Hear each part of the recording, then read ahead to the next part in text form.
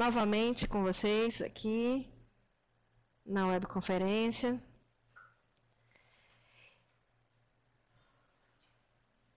Sejam todos muito bem-vindos.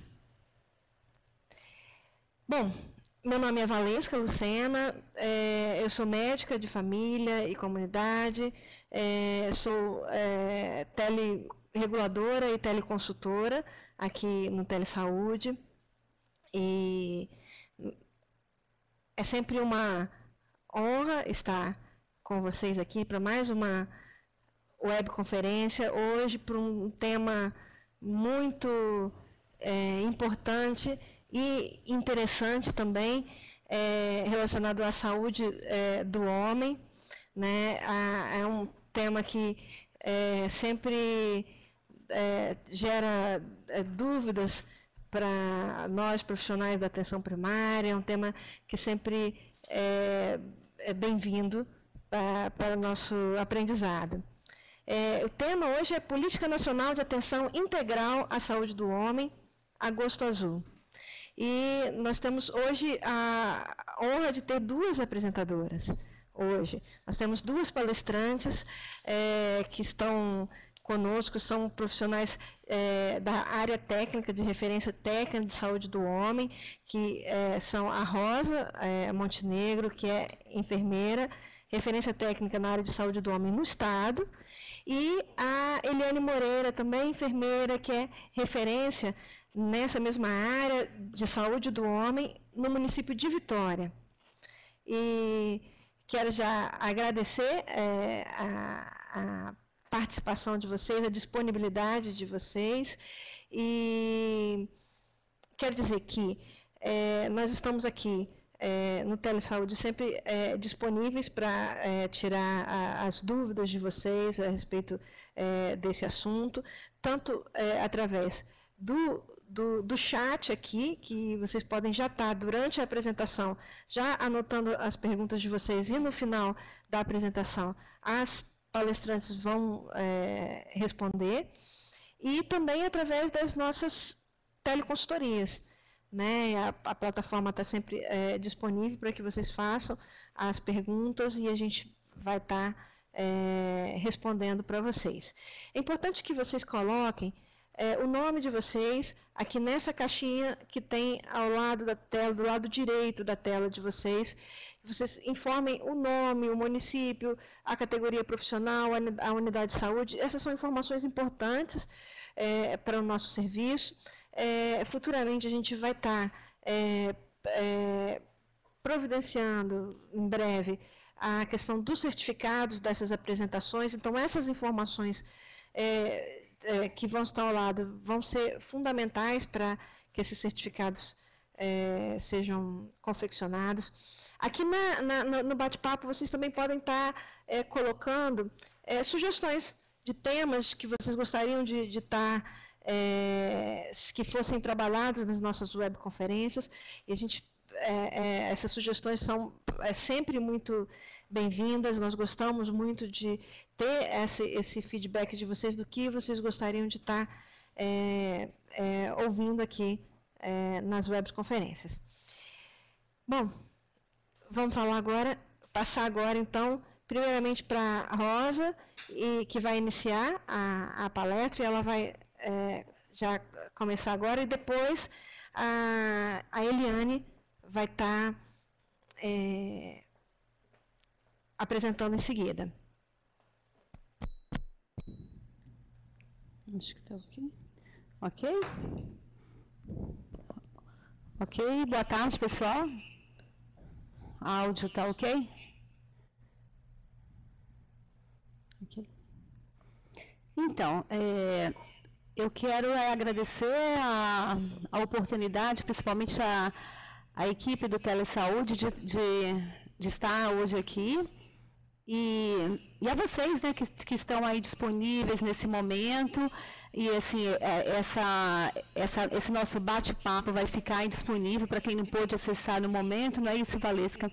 Para em outros momentos, né, que possam tirar dúvida. Então, assim, na verdade, eu e a Eliane queremos fazer um bate-papo, uma conversa em relação à saúde do homem, ao Agosto Azul. É uma demanda que a gente tem recebido na secretaria, né?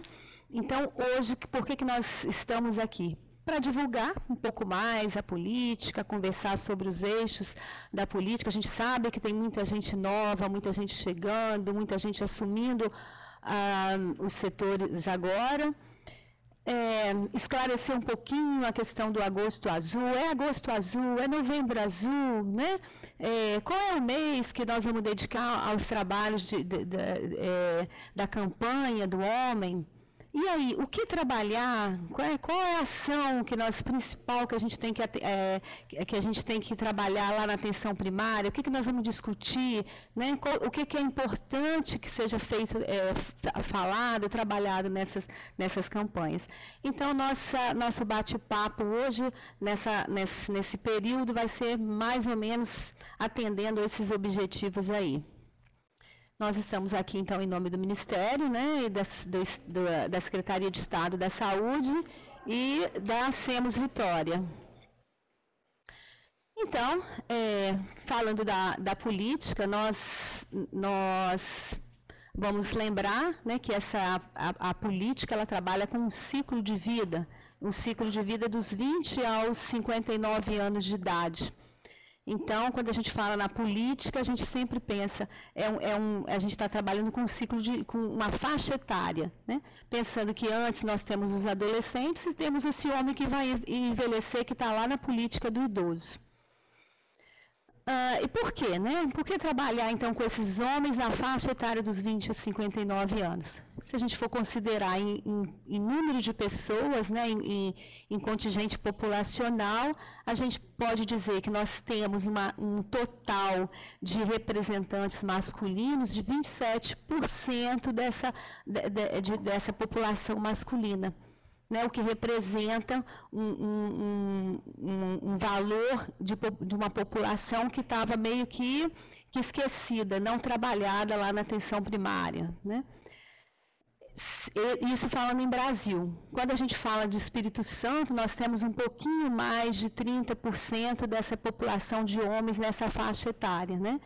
Então, o que também justifica que nós tenhamos uma preocupação com esse público, né?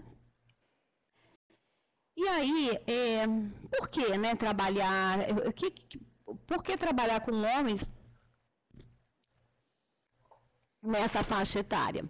Existem os quesitos que a gente fala aqui de mortalidade, que justificam essa atenção a essa população.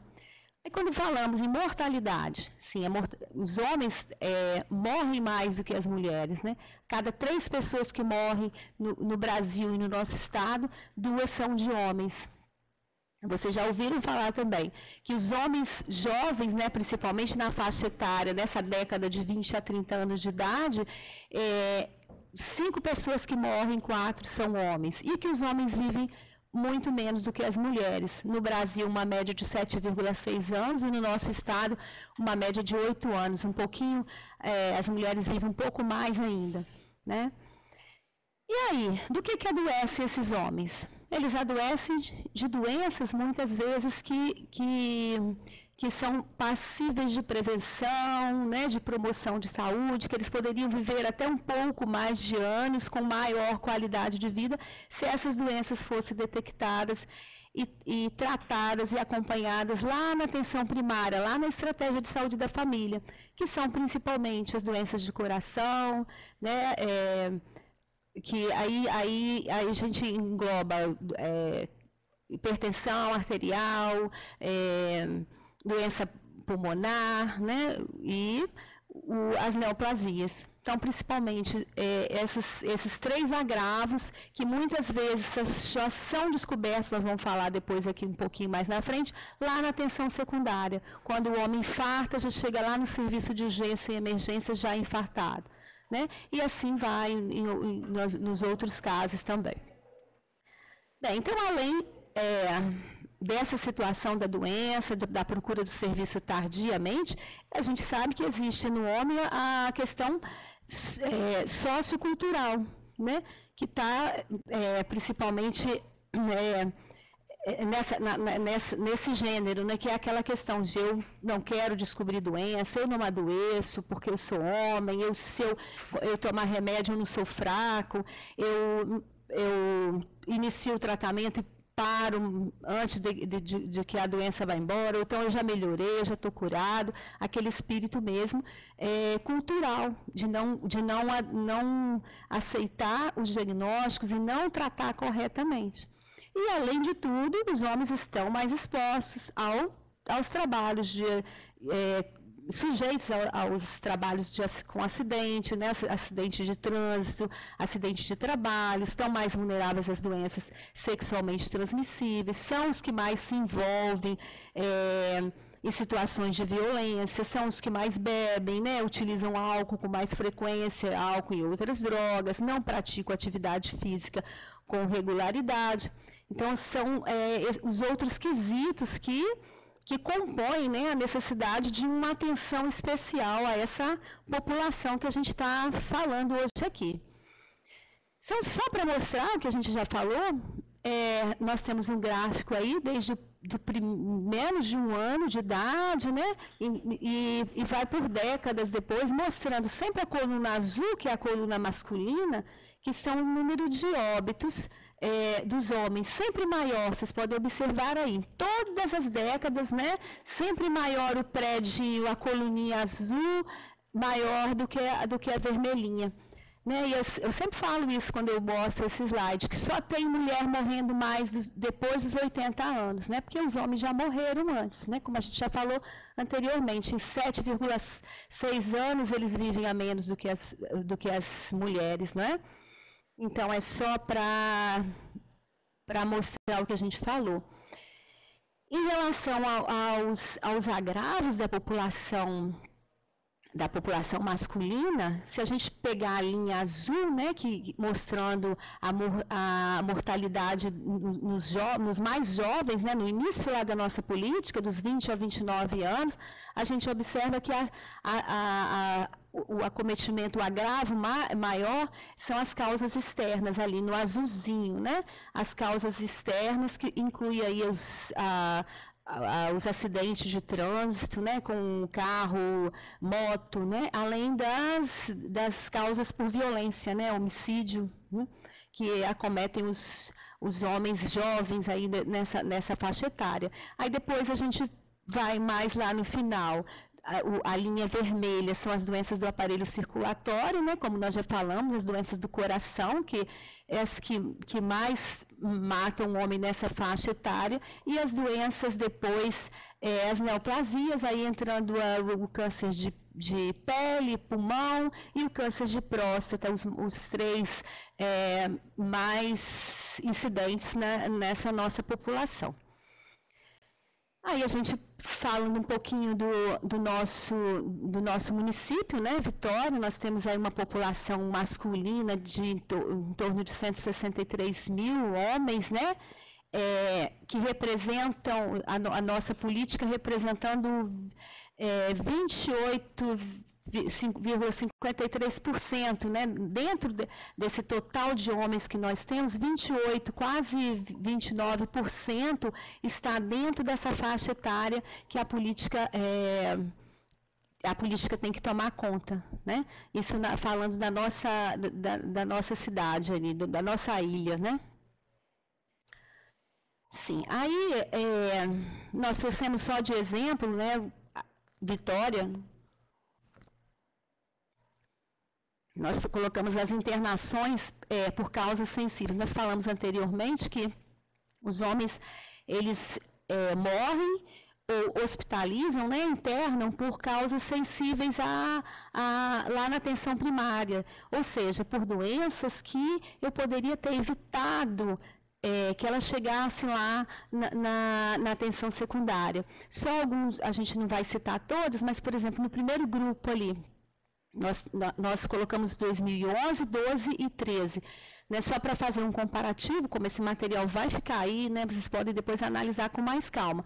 Mas doenças, a primeira, sensíveis à imunização, né, doenças gastrointestinais, infecciosas, deficiências nutricionais, infecções de ouvido. Então, nós temos todas essas doenças que poderiam ter, desse primeiro grupo, que poderiam ter sido atendidos, evitado uma hospitalização desse homem por essa causa, né? Depois nós temos os outros grupos de doenças pulmonares, né? Pneumonias bacterianas, asma, doenças pulmonares, esse outro grupo de doenças aqui embaixo. Sempre mostrando que, comparando 2011, 2012 e 2013, a gente não tem uma mudança, uma alteração muito grande, mas a gente sempre gosta de mostrar porque são doenças que poderiam ter sido tratadas e evitadas lá na atenção primária. Daí, assim, é importante a gente frisar, né, que quando que os homens procuram serviços de saúde? Na verdade, ele poderia ter procurado, lembrando lá de um agravo anterior, de uma infecção respiratória leve. Ele, às vezes, ele não trata a infecção respiratória leve, não procura os serviços de saúde, ele já entra lá pela atenção secundária, já precisando de uma hospitalização, às vezes já com a doença agravada, né, com uma infecção respiratória complicada, com uma infecção bacteriana, com uma pneumonia. Então, muitas doenças poderiam ser evitadas se eles procurassem atenção primária. Se o nosso acesso fosse maior, às vezes a gente fala, se o homem procurasse os serviços de saúde a tempo, né? Antes, fazendo promoção e prevenção. Então, a gente está falando aqui de duas questões. Uma questão que é o homem que não procura, porque toda aquela situação, aquela questão cultural, e muitas vezes nós, das instituições, não estamos preparados, não temos uma agenda, não temos um horário específico, um atendimento, uma porta aberta para esse homem. A gente vai falar depois, quando a gente falar do eixo, da importância do acesso e acolhimento, que é até um dos eixos da política. Mas é só para lembrar como seria importante que ele já fosse atendido na atenção primária e fosse estimulado aos cuidados de promoção e de prevenção da saúde. Então, a política mesmo, né?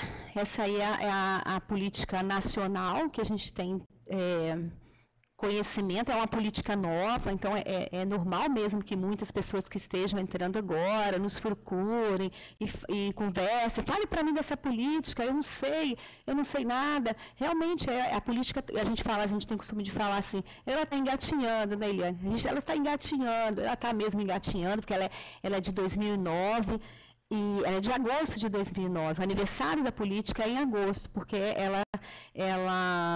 ela foi implantada pelo Ministério da Saúde nessa data, né? Se não me engano, 28, a portaria 1944 do Ministério que lançou a política. O nosso Estado, ele implantou a política em 2012, em setembro de 2012, a gente realizou um seminário, né? E muitos de vocês, muitos dos municípios que estão hoje aqui, muitas pessoas que acompanham, né, estavam lá naquela data de 2012. Então, nosso Estado implantou, e de lá para cá a gente vai implementando as ações da política, né, desde 2012. Então, a gente fala que realmente ela ainda é um bebê. Sim, é um bebê, mas que já tem muitos frutos. Hoje a gente já vê que a política, muitos municípios já vêm desempenhando muitas atividades, já tem uma referência técnica, mesmo que não seja uma referência técnica específica, né, para a saúde do homem, mas eles já estão, muitos municípios, trabalhando e desenvolvendo a política. Que a política é para que homem, Rosa? A política é para todo homem. O homem, sei lá, o homem gordo, o homem magro, o homem que tem vício, o homem que não tem vício, o homem que trabalha muito, que trabalha pouco, que é pai, que já é tio, que é avô. Enfim, para todos esses homens. E o objetivo, então, dessa política é o quê? É facilitar o atendimento, né? Facilitar, ampliar o acesso do homem para uma assistência integral, né, dentro da rede do SUS. Quando a gente fala ampliar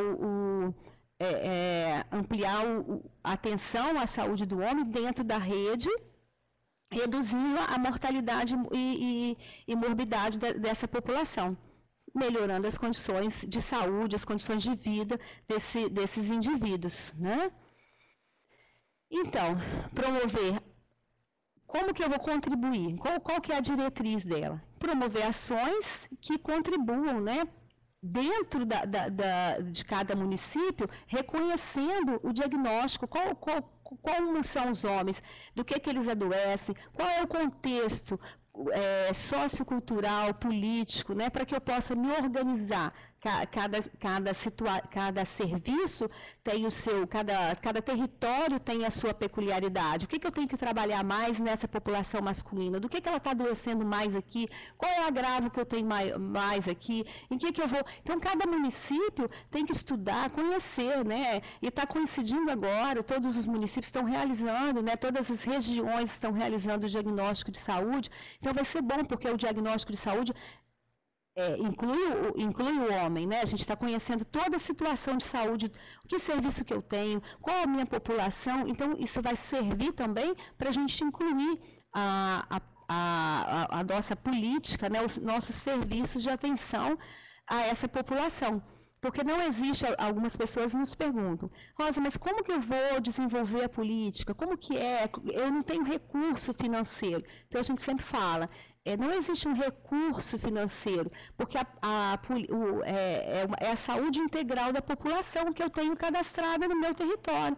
Então, eu vou prestar atenção integral ao homem, à mulher, né, à família que está cadastrada ali no meu território. Hoje nós estamos aqui falando especificamente da atenção à saúde do homem, mas ela não dá para fechar num quadrado, é só homem, aqui é só mulher. Na saúde não é assim, né? A gente trabalha em redes de atenção para atender aquela população daquele território. Aí, é muito importante que a gente relembre, então, os eixos temáticos da política, que são acesso e acolhimento. Acesso e acolhimento, eu gasto algum dinheiro para fazer isso? Não, eu tenho que ampliar, eu tenho que ter um olhar específico, um olhar para a população masculina. Aonde? Na minha sala de vacinas, na minha sala de curativo, na minha sala de acolhimento, abrir uma agenda para atender homens. Não precisa que esse homem tenha algum agravo específico. Assim como eu tenho uma agenda que é um dia destinado a atendimento de criança, de adolescente, eu posso abrir essa agenda nesse dia. Mas lá no meu município eu quero abrir a unidade até não sei que horas da noite, eu quero abrir um sábado por mês de manhã. Sim, a gente já falou. Vamos conhecer cada território, de acordo com a gestão, né, com o gestor, com a disponibilidade que tiver, vai acolher da melhor maneira possível. E é importante que o acolhimento seja de rotina. Não adianta eu fazer um belo agosto azul, um belo novembro azul, um dia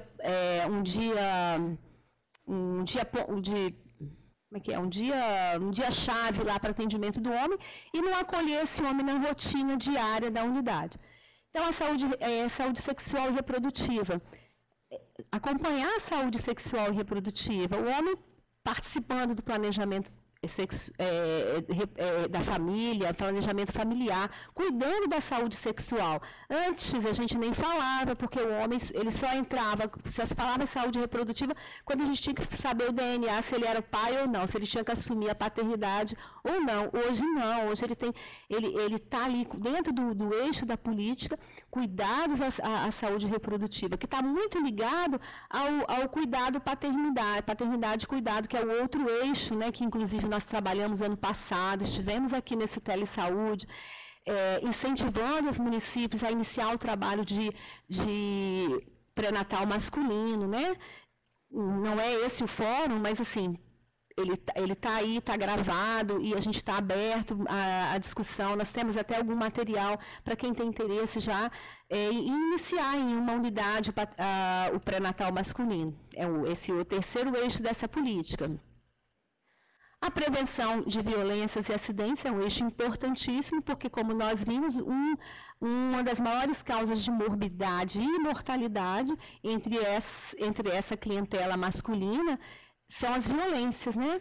Então, assim, a gente precisa no território, cada um, novamente falando, dentro da sua realidade. Eu tenho empresas, eu tenho indústrias, eu tenho que trabalhar prevenção dos acidentes de trabalho, ou é a violência, eu tenho muita moto, eu tenho muito jovem que anda sem proteção em moto, sem carteira de habilitação. Então, usar os intersetores, as prefeituras, os outros órgãos em trabalhos educativos intersetoriais, né, para trabalhar essa questão desse eixo, né, de violência, cultura da paz, prevenção de acidentes, nesse outro eixo que é importante, e o eixo das condições crônicas, que entram aí, as doenças, né, crônicas, diabetes, hipertensão, enfim, que a gente tem que trabalhar dentro da rede de atenção, da rede de crônicas, que está sendo estruturada dentro do Estado. Enfim, a gente tem hoje preconizado, né, instituído um modelo de rede de atenção à saúde, baseado em quê? Na situação demográfica, que é esse trabalho que a gente está fazendo agora. Os municípios que estão aqui hoje também estão participando e também estão trabalhando nesse estudo, para que eu conheça epidemiologicamente o meu município e os determinantes sociais de saúde e de doença daquela comunidade que eu estou atendendo. Isso aí é do Eugênio, né? A rede de atenção à saúde. Então, hoje a gente tem no Brasil, no Espírito Santo, que é o nosso caso aqui hoje, ainda uma demanda que a gente chama que é a tripla carga de doenças. Nós temos ainda a população adoecendo por infecções, por gastroenterite, por desnutrição, né, por problemas de saúde reprodutiva. Temos já uma tendência às doenças dos países desenvolvidos, né, que são as doenças causadas pela alimentação inadequada, obesidade, inatividade física, uso de álcool e outras drogas, estresse, vida sedentária, enfim, países desenvolvidos.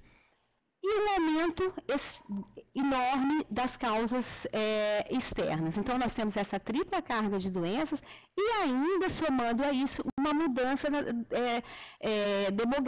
demográfica muito rápida. Nós saímos de 1980 para uma pirâmide, onde as pessoas morriam muito cedo, para uma melhoria da qualidade de vida, em que em 2030, a gente tem uma perspectiva para 15% da população ser idosa. Então, nós temos que nos preparar muito rapidamente ainda para o tratamento, para a adequação dessas pessoas que vão ter doenças crônicas, né? Quem vai viver mais, provavelmente vai ter mais complicações, mais doenças crônicas.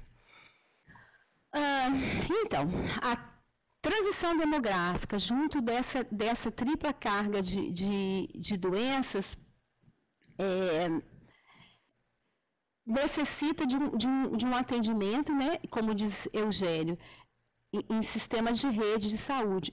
Hoje, a gente ainda vê a resposta naquelas condições agudas, onde a gente está falando aqui a situação do homem. Nós estamos trabalhando, dizendo assim, o homem ele busca o serviço lá de saúde quando ele infartou, né? Ele busca o serviço de saúde, ele nem sabia que ele era hipertenso, porque ele não trata, ele não vai lá na atenção primária, ele não vai lá na atenção primária para cuidar da saúde, mas um dia ele passou mal e teve uma dor precordial, ele foi lá na urgência e emergência. Então, ou a gente cuida disso, né, o tempo todo nos nossos serviços, cuidando do que é agudo, mesmo ali para dar conta do que está chegando, ou então do que é crônico, mas que não está acompanhado, porque a gente só trabalha em níveis de atenção, não é que só trabalha, a gente está tentando mudar esse sistema, mas a gente sabe que é difícil, mas é onde a gente vai conseguir dar conta da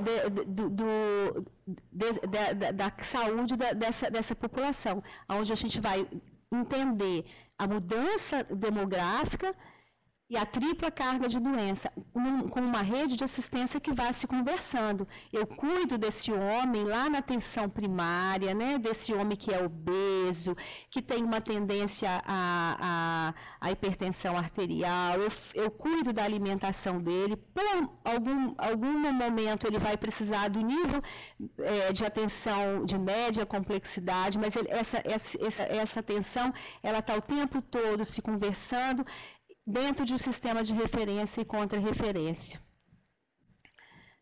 Então, a gente vê mais ou menos esse desenho, né? Nós temos ainda muito esse sistema fragmentado de atenção, em que eu não tenho nada com isso, nada com o que ocorre aqui, nada com o que ocorre aqui. Então, na verdade, não dá certo. Eu tenho que ter uma rede de saúde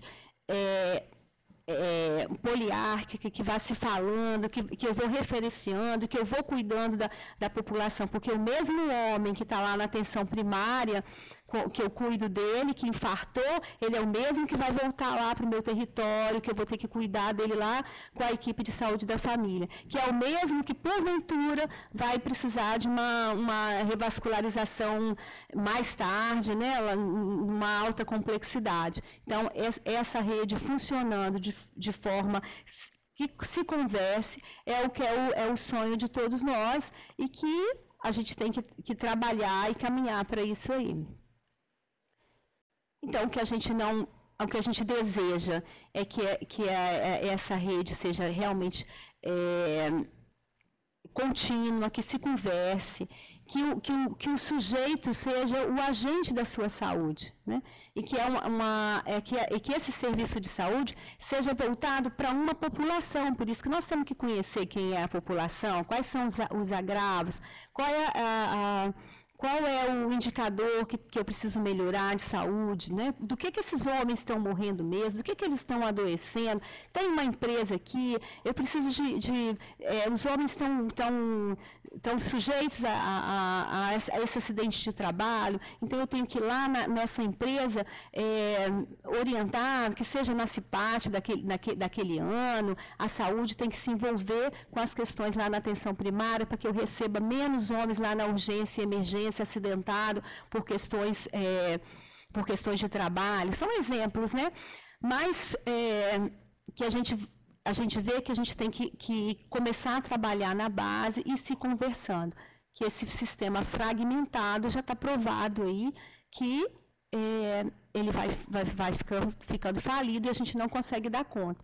A gente fala em rede e fala em homem, mas na verdade é a saúde integral de uma população. Então, eu acho que a gente queria reforçar os eixos da política e a gente vai deixar no final, né, em aberto para algumas questões que surgirem. E um outro questionamento agora em relação à questão ao agosto ou novembro azul. Eu vou passar a bola aqui para a Eliane, mas eu vou ficar aqui e aí a gente está aqui à disposição. Obrigada a todos que estão aí. Bom, enquanto a Eliane se ajeita aqui, eu queria pedir a vocês para, enquanto a Eliane está se ajeitando ali, pedir a vocês para estar colocando também aqui, informando para a gente, quantas pessoas tem com vocês, outras pessoas que estiverem assistindo também junto nos pontos. É um dado importante também, o nome e a categoria profissional também dos profissionais que estão assistindo com vocês aí no ponto. Acho que já vai, a Eliane já está. Alô, testando. Está conseguindo ouvir?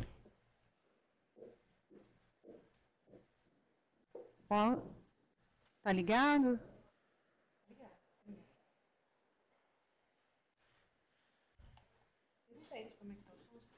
Gente, o som tá conseguindo ouvir? Eu não estou ouvindo aqui. Aqui eu não estou ouvindo. Eu ouço por aqui, como é que é? Não, você não ouve nada não. Então tá. Então, vou continuar, pessoal, para a gente não atrasar e dar tempo de vocês perguntar. Então, essa é uma pergunta aqui que talvez alguns já se fizeram, outros nem tanto, porque assim, há uma certa confusão em quem já está na área, né? Que agosto a gente faz uma ação, Agosto Azul, e novembro também tem de novo o Novembro Azul, né? Mas quem está na área, quem já é profissional há algum tempo, tem esse conflito, porque em novembro a gente também tem uma outra data que comemora, inclusive Novembro Azul também, que é uma outra agravo, né, uma doença crônica também, que é o diabetes, né? E Novembro Azul, a gente vai ver aqui mais adiante, né? O Agosto Azul, como disse a Rosa, com a portaria 1944, que é do dia 27 de agosto, foi instituída a Política Nacional de Atenção Integral à Saúde do Homem. Então, com essa lei aqui que a gente está vendo aí no slide 1799, o Estado do Paraná criou Agosto Azul, né? E aí, a partir disso, o SUS vem adotando essa data para a gente realizar, né, vamos dizer assim, o mês de aniversário dos homens, né? Eu tenho chamado de mês de aniversário dos homens. Como cada um tem uma data que se comemora o aniversário, né? Poderíamos dizer que é o mês de aniversário dos homens. Né? Tem as bolinhas aí para a gente lembrar. Então, no SUS dizemos que é em agosto que nós comemoramos. E aí, o que seria então esse Novembro Azul? Normalmente a gente faz parceria com escolas, com instituições, porque essas campanhas de Novembro Azul, elas têm boas contribuições para o debate, né, em relação à saúde do homem, mas a gente tem que destacar, né, para gestores, profissionais e principalmente para a população, que o foco se restringe ao câncer de próstata, né, e embora seja um tema importante, que merece atenção, né, não podemos, né, reduzir esse homem a um órgão, e especialmente uma doença específica, né?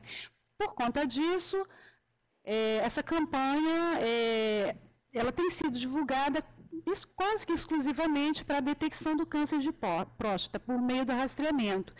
E para não haver confusão, né, a gente realiza parcerias, apoia, mas a gente tem que ter esta leitura crítica, né, de que o homem não é próstata, não é um órgão e muito menos uma doença. A gente tem que olhar na luz da portaria, que é Atenção Integral à Saúde do Homem.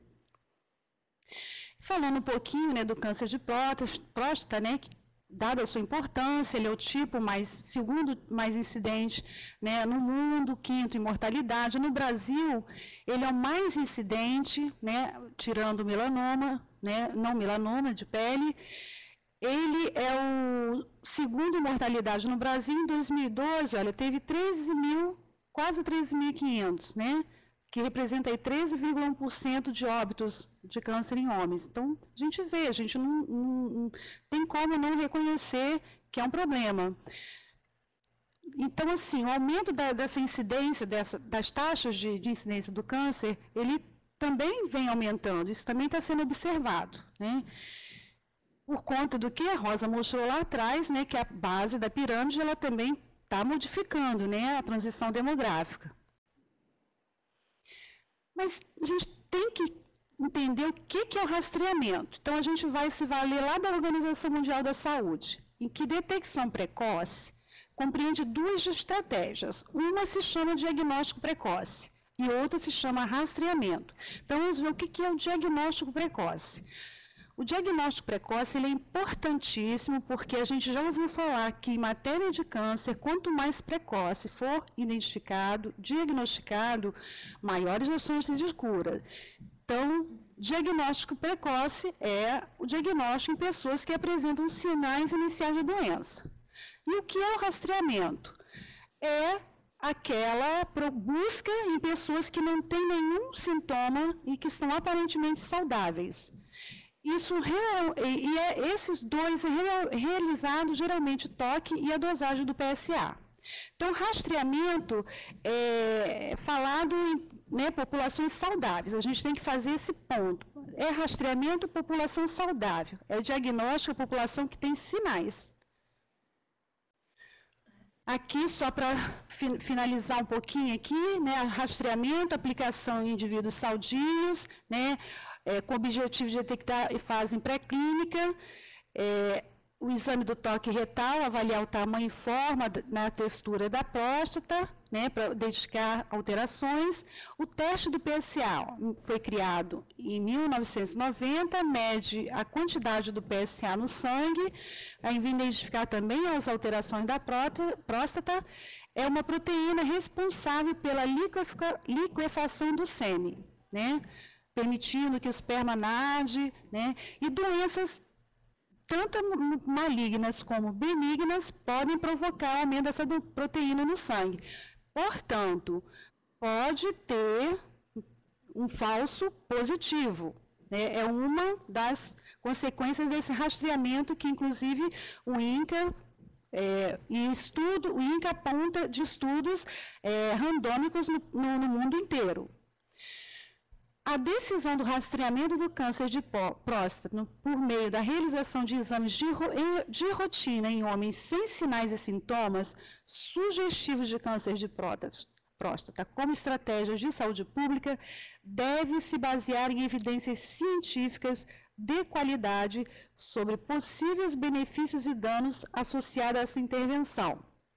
Mais adiante, por existirem evidências de que esse rastreamento produz mais dano do que benefício, o INCA, que em 2013, andando na mão de outros países, seguindo exemplos de outros países, recomenda não se organizar programas de rastreamento, lembrando, rastreamento pacientes sem sinais, sem queixas, não se organizar programas de rastreamento para câncer de próstata.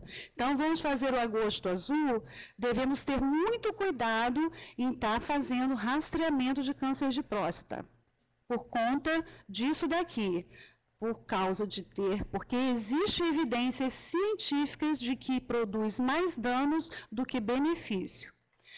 Aos homens que demandarem espontaneamente a realização desses exames, porque a gente tem um apelo muito grande da mídia, um apelo muito grande de algumas partes da sociedade, inclusive até de profissionais de saúde, um apelo muito grande de que é importante rastrear. Então, alguns homens, inclusive crianças, tivemos, inclusive, crianças de 14 anos, adolescentes, procurando esse exame, depois que assistiu alguma mídia informando sobre câncer de próstata. Então, homens vão procurar espontaneamente o exame. O que é recomendado? Que ele seja informado por seus médicos sobre risco e provável ausência de benefícios. Então, tem que ter uma referência de médico aos homens que procurarem espontaneamente. Como critérios de indicação, que a gente vai mostrar um folder logo adiante, são esses aqui, para controlar câncer de próstata, ou seja, o paciente está com câncer de próstata, então é feito a dosagem do PSA, né, o toque retal. Homens acima de 50 anos sem história familiar, começa então a partir daí, e homens acima de 45 quando houver histórico e sinais também.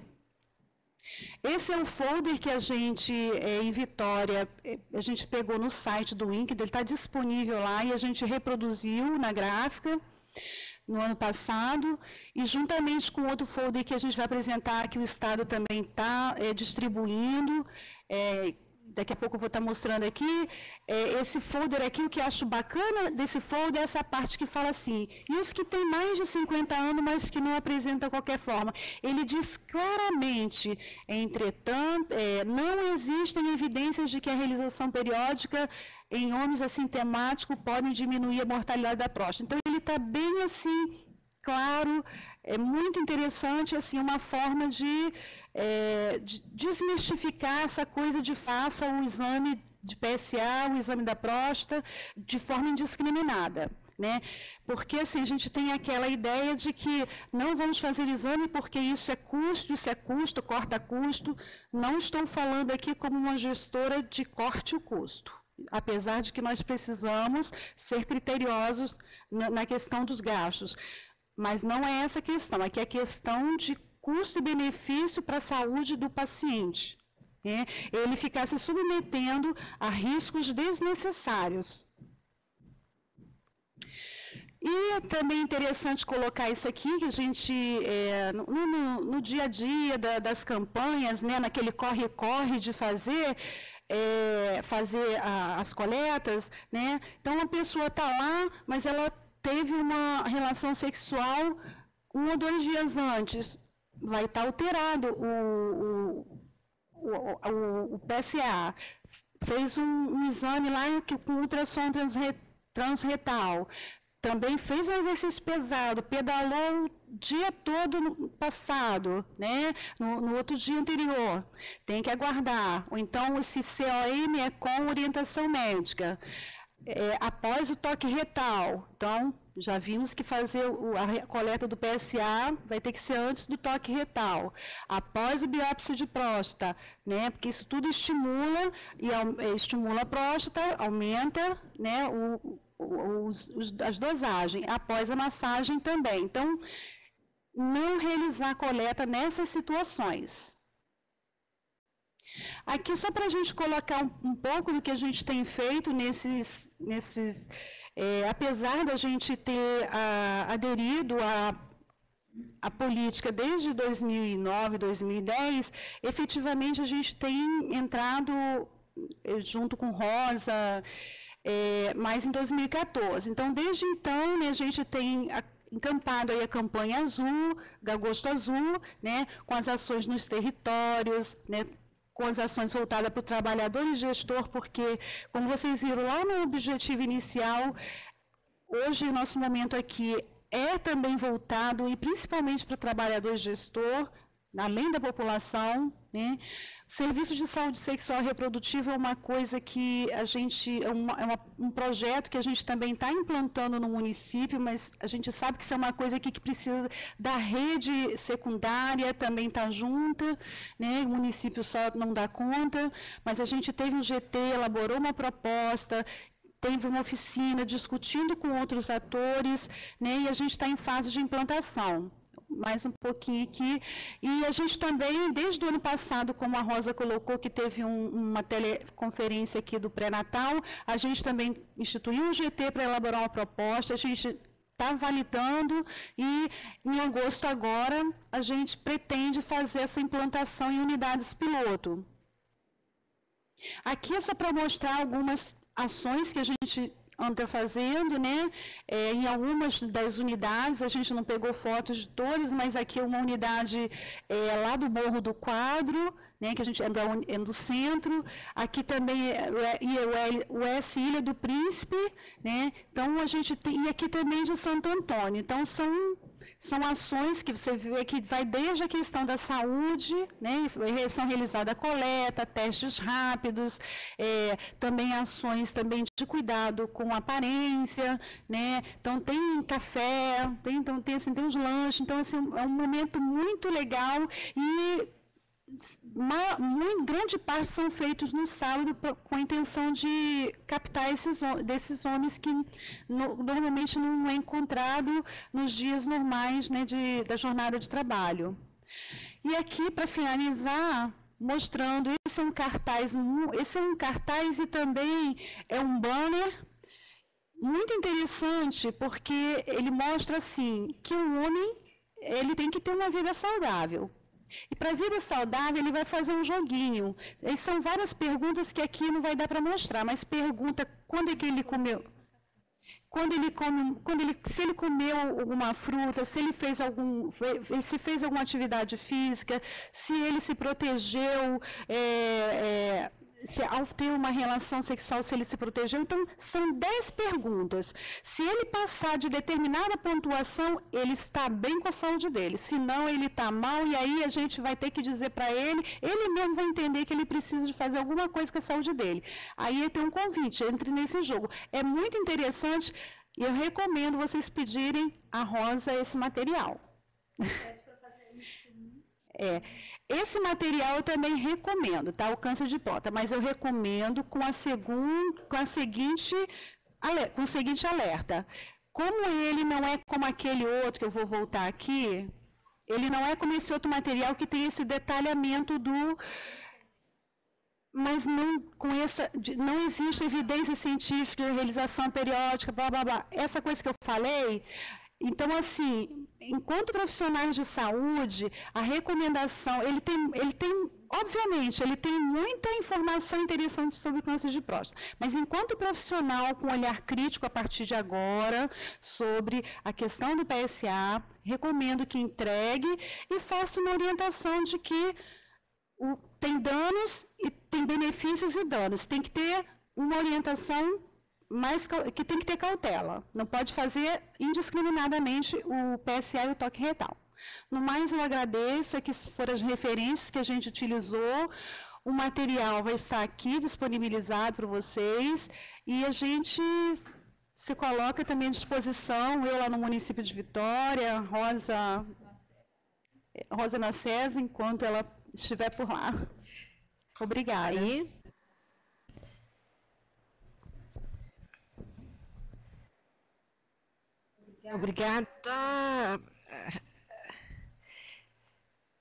Obrigada a vocês duas, a Rosa e a Eliane.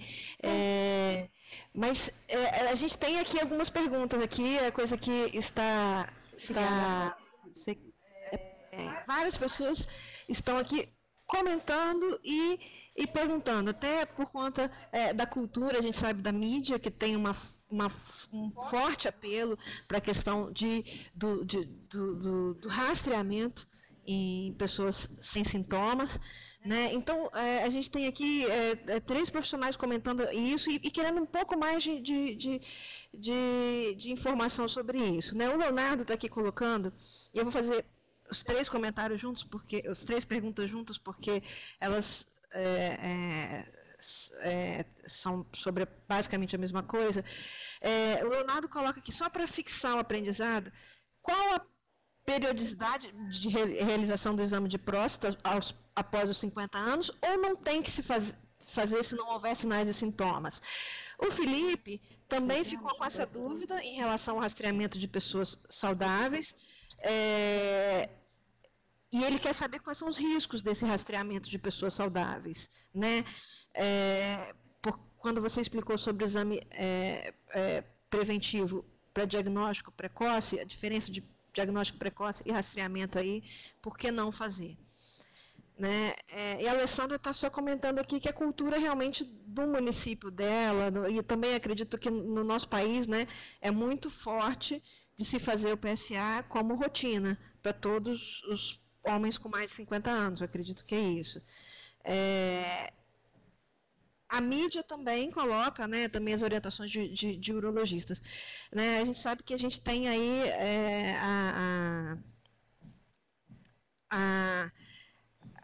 as recomendações, né, do INCA, as recomendações do Ministério da Saúde, as recomendações internacionais. Queria que você estivesse falando um pouco mais sobre isso para eles. O que a gente pode, né, Rosa, até encaminhar para os municípios são as notas técnicas do INCA, os estudos estão na referência, os estudos que eles mesmos encaminharam, né, eles fizeram um resumo dos estudos que eles fizeram no Reino Unido, nos Estados Unidos, em vários países, ok? Então, a gente pode estar encaminhando via regional, a última nota técnica, Eliane, para as regionais sobre esse informativo. Não sei se, de repente, também, via telesaúde, também vocês poderiam disponibilizar. Se quiser, também a gente pode também estar encaminhando para cá. E ele está nessa referência. Está à disposição. Está nesse último slide. A referência também, estou repetindo a Rosa que ela não está aqui. E nas referências também já estão esse material que a gente está comentando. E acho que vale a pena frisar que o PSA, não é que o PSA não tenha... Oi, gente, que a gente... Está aberto o microfone? Não, assim, eu acho que vale a pena frisar que o PSA ele tem toda uma validade, é um exame muito importante, mas que ele tem que ser realizado com acompanhamento médico. O que o Ministério diz é que ele não é um exame de rastreamento em população saudável que a gente deva fazer num dia de campanha, mas que ele é um exame que ele tem que ser solicitado e acompanhado pelo médico, porque ele está associado ao exame de toque e à biópsia.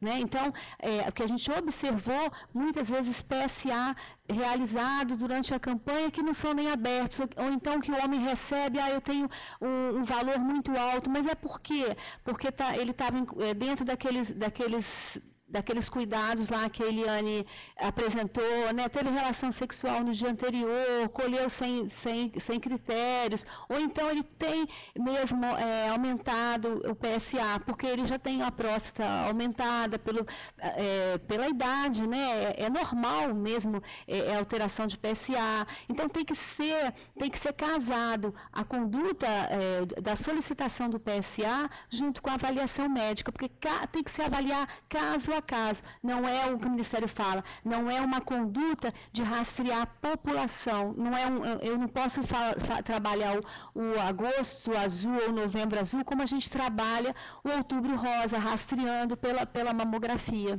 Né? Eu acho que é isso que a gente tem que deixar claro. O exame é muito bom, mas tem a validade dele, né?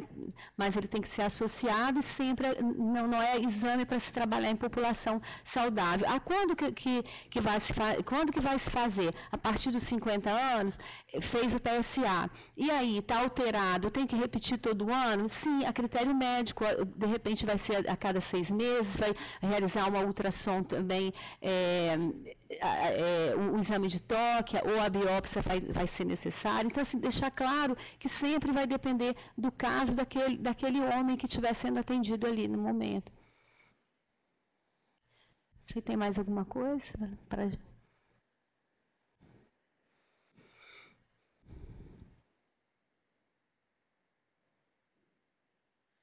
Fala que é difícil mesmo ir essa cultura. Teve um município que falou sobre lá aos 40 anos se faz, que é difícil, mas isso vai ter que desconstruir isso aos poucos, não é de sopetão. Uhum. A gente perdeu o som. Fala que ela acabou assim. Tá.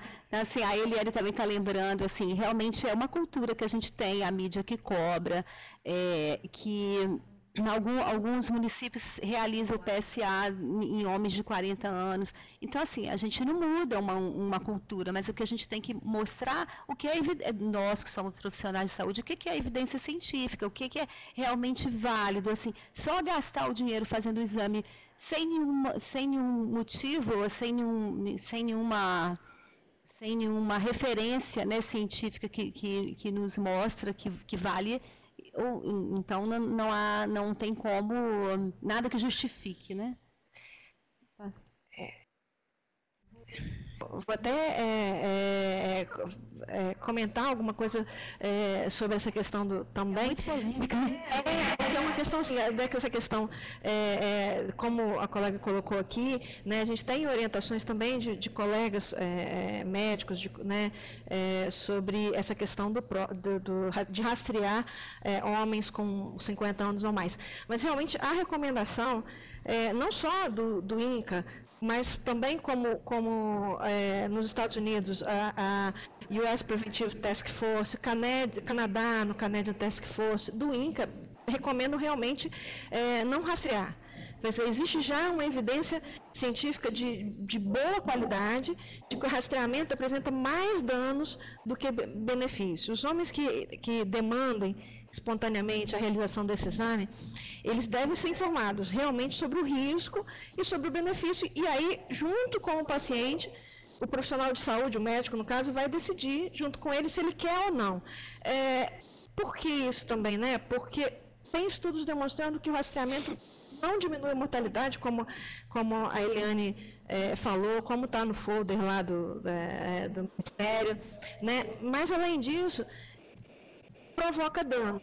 né? Existem diagnósticos que são exagerados, são tratamentos excessivos, pacientes com idosos, com uma expectativa de vida muito pequena, são rastreados e são diagnosticados de câncer numa fase muito inicial, que talvez nem se desenvolveria, e você tem esses pacientes com 70, 80 anos, passando por toda uma propedêutica desgastante, né, de ressecção da próstata. É um paciente que tinha uma vida sexual ativa e passa a não ter mais essa vida sexual ativa porque fez uma exérese da próstata. É o paciente que passa a usar sonda, é o paciente que passa a ter uma incontinência, e sendo que a sobrevida dele não aumenta. Piora a qualidade de vida desse paciente que já é idoso. Então, já havia uma recomendação para os pacientes mais idosos que não havia benefício nisso, mas agora também há uma recomendação, percebe-se que, apesar de ter do rastreamento aumentar o diagnóstico, não diminui a mortalidade, os pacientes continuam morrendo, porque o câncer de próstata tem um tempo de evolução muito grande. Né? Às vezes, para evoluir para um câncer de próstata, leva 10, 15 anos. Um câncer que seria uma... E aí, quando você descobre no PSA uma lesão muito inicial, dependendo da faixa etária do paciente, ele não vai receber nenhum benefício em se tratar.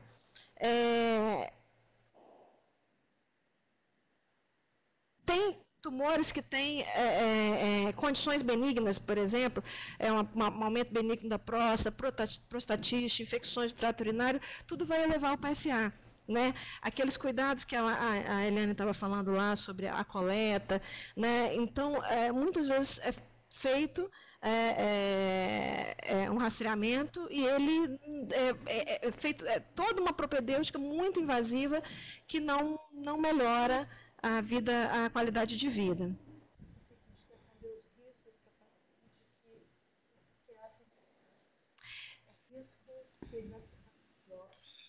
Pode falar. Você não quer falar dos riscos do paciente? O Felipe perguntou quais são os riscos para paciente assintomático, pessoas saudáveis fazendo rastreamento. Os riscos, por exemplo, se ele for um falso positivo, né? Ou seja, ele deu positivo e ele não tem, de fato, o câncer de próstata. Isso vai levar ele a fazer uma biópsia, que já é um procedimento mais invasivo e, assim, desnecessário. Então, esse é um primeiro risco, né? E essa biópsia, ela pode desencadear outros riscos. Então, seria uma primeira... Então, está colocando aqui... Tem outras, a literatura coloca que pode até partir da biópsia, partir para o sangramento, incontinência, várias situações. Então, não sei, Felipe, se é isso, mas esse material das referências, a gente não quis colocar no slide, que já tinha ficado assim para 1 hora. Muita coisa a gente queria dar espaço também para poder conversar. Mas, nesse material que está aí, ele também lista um pouco dessas coisas que talvez te responda. Tá? E eu só queria também falar um pouquinho, porque eu vi que tanto a Eduarda como a Alessandra colocou da força dos municípios ou dos territórios em fazer a partir de 40 anos. Realmente isso vai ser muito difícil, e aí também o Leonardo, que também participou bastante aqui, coloca a questão dos urologistas. Então a gente vê tanto do lado do profissional e do especialista, e não é só do especialista, não. Às vezes o profissional de saúde também faz a defesa, né? Mas não, porque não tem esse olhar crítico, né? Não tem esse olhar que a gente está trazendo essa evidência científica. E a população, que no caso aqui a gente está colocando a força da população, da cultura, né? Que a partir de 40 anos tem que fazer PSA. né? Então, isso é uma cultura, e como toda cultura, isso não se muda de um dia para o outro. A gente vai ter que ter a malícia, o cuidado de estar... E a gente tem que ter a compreensão de que isso vai ser aos poucos, né? De que não vai ser uma campanha, vai ser no dia a dia, aos poucos, né? Se não for mudar essa geração, em algum momento alguém vai mudar. A gente vai ter que ver o que a gente pode fazer. Você lembrou bem que o homem... Não, nós temos um microfone só, pessoal. Então, assim, o que a gente tem que lembrar nessas nossas campanhas, que o que mais mata o nosso homem são as violências, são as causas externas, né, doenças do coração. Então, mais vale eu estar lá colocando uma balança, né, fazendo IMC, orientando a alimentação saudável, vai ser muito mais produtivo, muito mais proveitoso, né, do que eu estar colhendo PSA. Né, se você for olhar, porque como bem disse a Valesca, se a gente está melhorando as condições de vida e as pessoas vão adoecer mais, no final da vida todo homem vai ter o câncer de próstata, porque ele vai ter uma hiperplasia prostática, que é o que vai acontecer mesmo, mas a gente pode evitar que ele tenha uma hipertensão arterial, o controle, pelo menos, dessa hipertensão com a alimentação saudável, com o peso ideal. Então, assim, a gente ficar bem forte, o que isso é importante, porque as maiores causas de morbidade e mortalidade do homem são as doenças cardiovasculares, né? Então, vamos pensar nisso e vamos voltar nossas ações para essas questões. Nós vamos deixar aqui o informativo na íntegra, que é a nossa referência número 2. Eu estou até com ela aqui no meu pendrive, se você já puder deixar hoje, já fica para todo mundo aí. A gente também já encaminhou para os regionais, mas eu acho que quando a gente lê o documento todo, a gente entende, a gente tem mais dúvidas.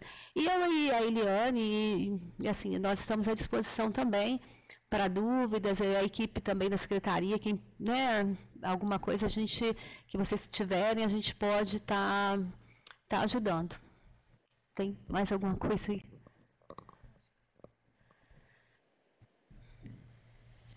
Pessoal, bom, eu acho que a dúvida foi respondida, não sei se alguém mais ainda quer perguntar sobre continuar a discussão desse assunto, de mais assuntos sobre mais alguma coisa sobre esse assunto. Aqui o pessoal está aqui digitando aqui, a Alessandra, o Leonardo. Não, o Leonardo está dizendo que está respondido aqui a dúvida dele, né?